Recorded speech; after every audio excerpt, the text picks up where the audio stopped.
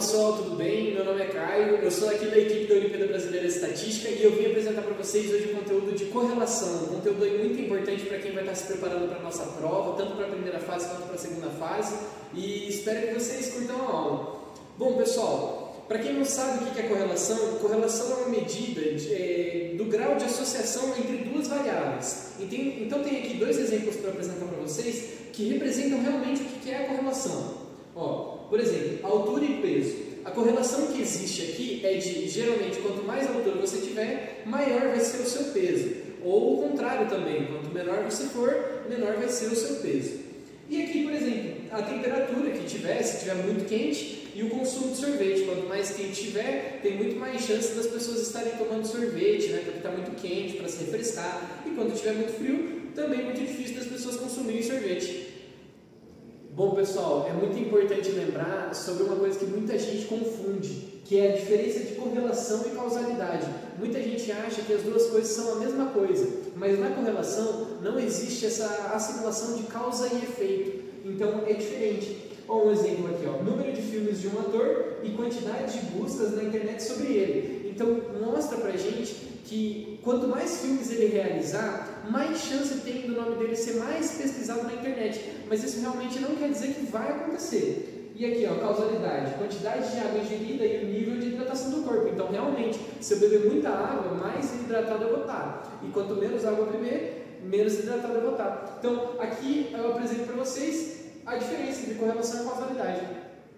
Bom pessoal, eu preciso apresentar para vocês agora os tipos de correlação, algo muito importante para quem vai estar realizando a nossa prova. Existem três tipos de correlação que eu vou apresentar aqui para vocês, a positiva, a negativa e a nula. Eu sempre representei como setinha, mas essas setinhas informam as informações. Então assim pessoal, por exemplo, a positiva está dizendo para a gente que as duas informações estão aumentando. Então vou dar um exemplo para vocês. Quanto mais tempo de estudo você tem, mais chance ali de você tirar uma melhor nota você tem. Por exemplo, a negativa, uma informação está aumentando e a outra informação está diminuindo. Então, tem aqui um exemplo para vocês. Quando vocês pegam o carro de vocês e vão com a família de vocês para algum destino, quanto mais rápido vocês acelerarem o carro de vocês, mais rápido vocês vão estar no destino. Então, vai diminuir o tempo para chegar nesse destino. E agora a correlação nula, onde os eventos são independentes, as informações não têm sentido uma com a outra, nenhuma causa uma correlação na outra. E uma coisa importante para apresentar para vocês, que eu vou estar passando aí ao seguir no vídeo, é o gráfico de dispersão. É muito importante para o pessoal que analisa dados estatísticos saber o que está acontecendo no gráfico de dispersão. E aqui está um tipo de gráfico de dispersão positivo. Ele está mostrando aqui a seta indo para cima, a positivo, longe do negativo. E aqui, esse é o gráfico de dispersão que eu vou pedir para vocês lembrarem bastante da carinha dele.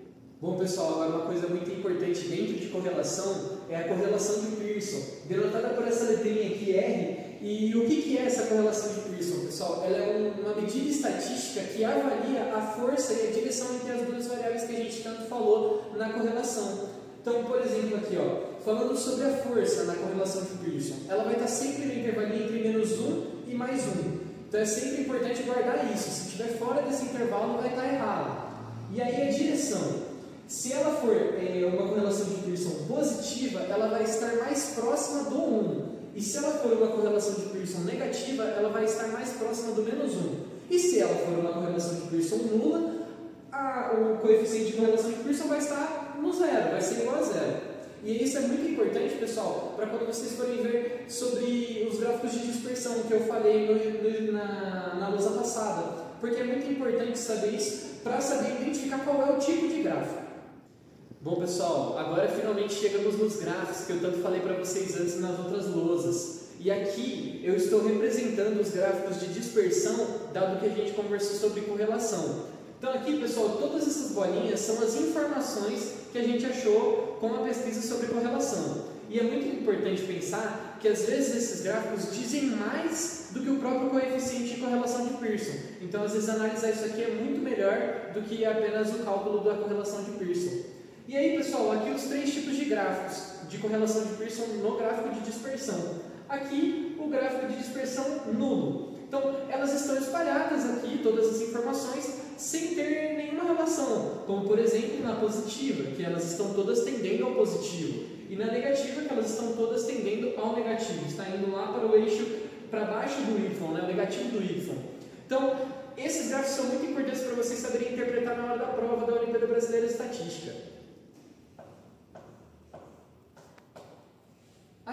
Vocês estão aí. Bom, pessoal, então acabou o vídeo de hoje. Queria agradecer vocês por terem assistido até o final. Então, muito obrigado, borboletas. E, por favor, sigam nossas redes sociais aí, sigam o nosso YouTube, compartilhem, curtem e divulguem para todo mundo que vocês puderem aí para a gente chegar o máximo de longe possível aí com a OBE. Muito obrigado, pessoal.